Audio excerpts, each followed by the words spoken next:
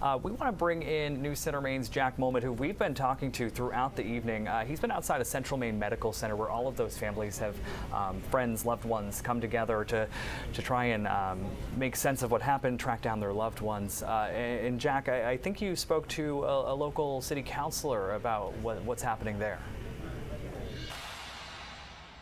I did, Zach. That's correct. I did speak with Leroy Walker. He is the Auburn City Councilor for Ward 5.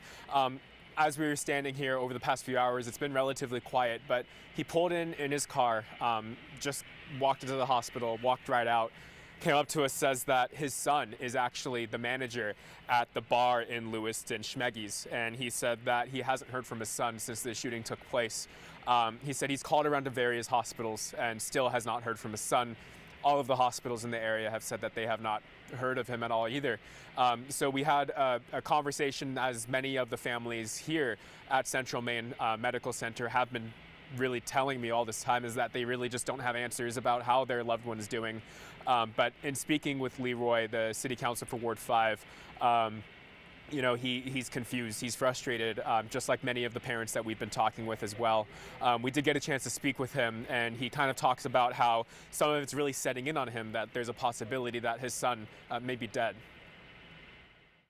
If you had my gut right now, I feel like I'm squashed with a vice. My neck and the back of my head feels like there's a vice squashing it the other way. And I don't know, telling you the truth, what kind of night this is going to be from now until tomorrow when I wake up to the true facts that my son is dead, and I know he's dead. I know it as well as I know I'm standing here telling you, because he's not here and he's not at any other hospital and he's not running the streets, so he would have called us because he manages Schemengees. So I know he was there. And he still doesn't have any answers right now. He said that these next 24 hours will be critical, depending on if he gets information or not. He says that he talks to his son nearly every day, so not hearing his son in these past few hours has been really concerning to him.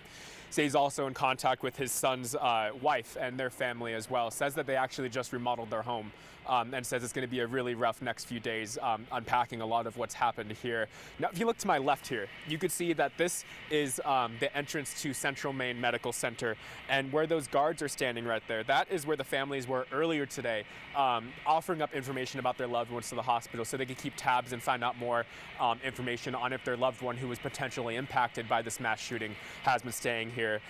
Again, we still have a suspected shooter on the large here. Maine State Police say that they're asking people to look out for a Richard Card. He is 40 years old. He is considered dangerous, and the Associated Press is reporting that, you know, Robert Card, actually had the man identified as the person of interest. He's a firearms instructor trained by the military and was recently committed to a mental health facility, according to state police. Now, if we bring the camera back here, really just standing here for the next these past couple hours, you really get maybe the tip of the iceberg of the gravity of what this loss means for community members here. But being here, you really do feel that loss. And there still is an active shooter lockdown happening here in Lewiston, as well as in Lisbon. Maine State Police and Lewiston PD, as well as Lisbon, are asking people to stay in place, lock their doors, do not go inside, don't do any unnecessary travel. But for now, we are here live outside Central Maine Hospital, the hospital closest to those locations of the shooting, where, as we heard NBC's reporting, 15 to 20 people here in Lewiston lost their lives earlier this evening.